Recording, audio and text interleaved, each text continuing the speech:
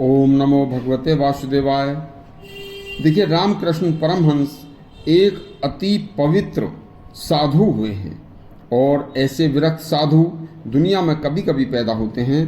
तो रामकृष्ण परमहंस ने बताया था कि साधु की धन से विरक्ति ही उसकी साधुता है। इसमें एक सेठ की कहानी बड़ी ही विचित्र और बड़ी ही सुंदर कहानी है। एक बार शिक्षाप्रद है, एक बार पूरी सुनना। रामकृष्ण परमहंस एक अति परम तपस्वी संत थे। उनकी कुछ बातें ऐसी थीं कि जिन्हें लोग सत्य न समझकर बहुत से ढोंग समझते थे, लेकिन वह ढोंग न होकर सत्य थी। जैसे माँ काली के साक्षात दर्शन रामकृष्ण परमहंस को प्रतिदिन हुआ करते थे, तथा माँ काली स्वयं रामकृष्ण परमहंस जैसे संत के सच्चे हाथों से भोग लेती थीं। जैसे ही रामकृष्ण परमहंस माँ काली की मूर्ति के मुख के पास कोई भोग की वस्तु अर्पित करते तो वह भोग भोजन प्रसाद सामग्री फौरन माता के मुंह के पास जाते ही एकदम गायब हो जाती थी।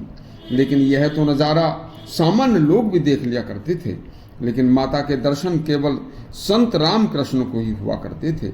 इस तरह की बहुत सी बातें साक्षात देखकर परम पवित्र आत्मा संत रामकृष्ण से प्रभावित होकर एक और सच्चे बाल ब्रह्मचारी सच्चे संत विवेकानंद ने रामकृष्ण परमहंस को अपना गुरु बनाकर उन्हीं से दीक्षा ली थी और उन्हें भी माँ काली के साक्षात दर्शन हुए थे। एक बार एक बहुत ही सुंदर घटना है, पूरी सुनना।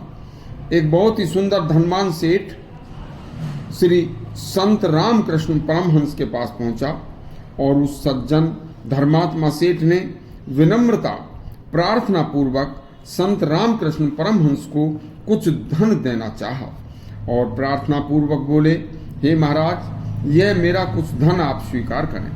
आप इसे किसी उचित परोपकार में तथा स्वयं के भी खुद के खर्चे हैं उन खर्च में कर देना। तब रामकृष्ण परमहंस कुछ हंसकर बोले, भैया, यह धन आपका है, मेरा इस पर कोई अधिकार नहीं है। यह आपका धन स्वयं अपने हाथों से आप अच्छे अच्छे धर्म कार्यों में तथा दीन दुखियों के दुख दूर करने में खर्च करना।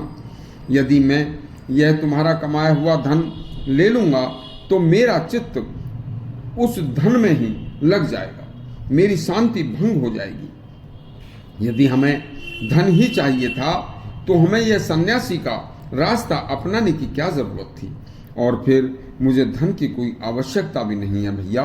मेरे पास जो फटे पुराने वस्त्र हैं मेरे लिए वो बहुत हैं, और केवल एक समय के भोजन की व्यवस्था माता के आशीर्वाद से हो ही जाती है।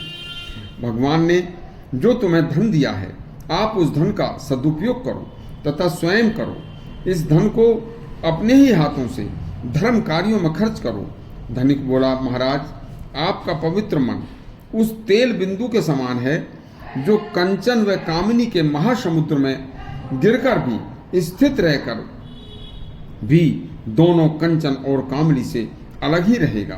परम संत थोड़े गंभीर हो गए और गंभीर होकर बोले, भैया, आप नहीं जानते, अच्छे से अच्छा तेल भी यदि पानी में पड़ा रहे तो वह अशुद्ध हो जाता है तथा उसमें सुगंध के स्थान पर दुर्गंध आने लगती है, और मुझे धन की कोई आवश्यकता ही नहीं है। साधु की धन से विरक्ति ही उसकी साधुता है।